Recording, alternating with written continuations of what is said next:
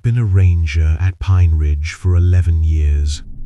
Seen lost hikers, seen wildfires eat ridgelines, pulled a die out of a ravine with a broken femur who still tried to argue he didn't need a helicopter.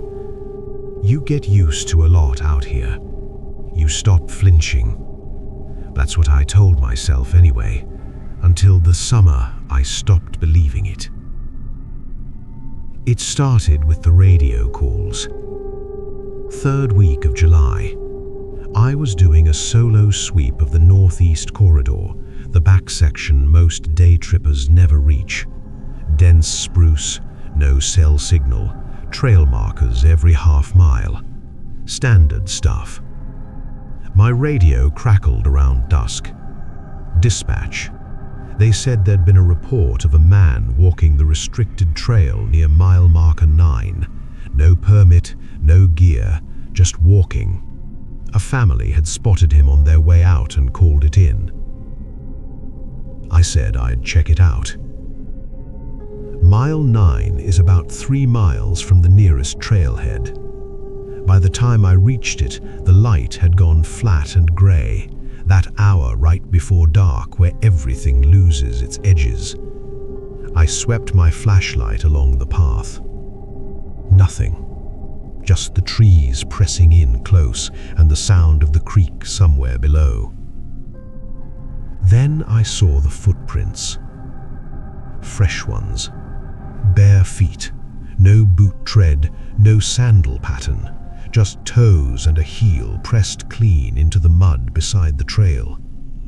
I crouched down and held the light over them. The soil was still soft at the edges. Recent.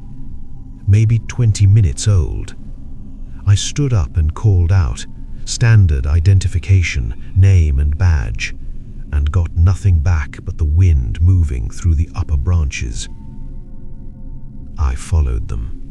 The prints went off trail into the brush on the east side.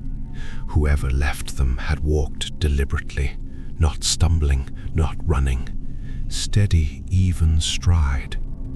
I pushed through the low branches, one hand on my radio, and came out into a small clearing I'd never seen before.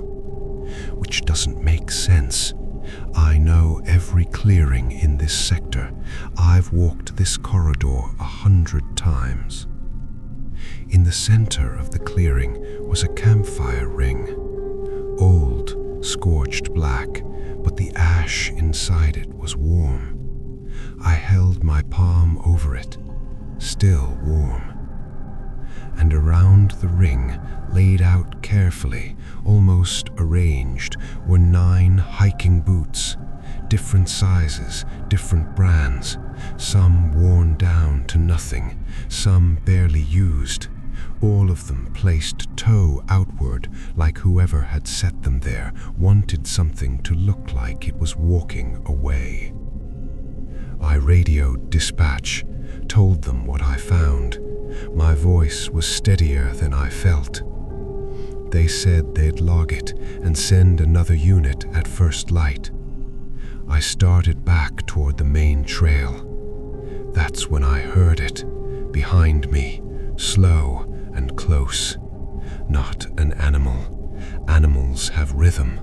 Whatever this was moved in uneven pauses, like it was stopping every few steps, like it was watching to see if I'd stop too. I didn't run. You don't run. Running in the dark in rough terrain gets you killed faster than whatever's behind you. I walked fast, kept my light forward, and I counted my steps to keep my breathing even. At 200 steps, the sound stopped. I didn't look back. The next morning, I went back with 2 other rangers, Danny and a seasonal guy named Carl. We found the clearing again. The ash still faintly warm, which none of us could explain overnight. But the boots were gone. All 9 of them.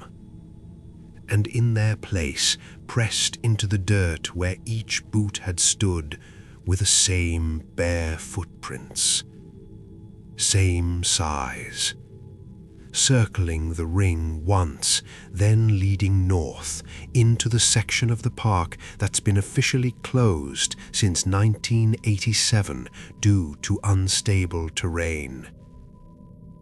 We filed the report. Park administration catalogued it as an unauthorized visitor and a possible ritual site.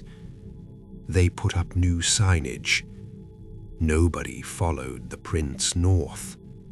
Nobody goes north of the closure line. That's the policy. I've thought about it a lot since then. Not obsessively, I'm not that kind of person, but it surfaces. Mostly at dusk when I'm doing a solo sweep and the light goes flat and grey and everything loses its edges. I think about those 9 boots, the way they were arranged, the care of it. Last month, another family reported a man near mile marker 9. No gear, just walking. I took the call. I drove out.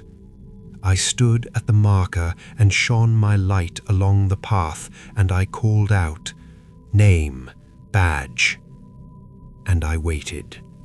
This time, something answered. Not words, not a voice I could describe to you in any way that would make sense. Just a sound from the tree line, low and even, that lasted exactly as long as my radio crackle, and then cut off clean. I put in for a transfer 2 weeks later. My supervisor asked me why. I told him I was ready for a change. He said he understood. 11 years is a long time to work the same sector. He doesn't know I still check the reports for Pine Ridge every morning. He doesn't know I'm looking for mile marker 9.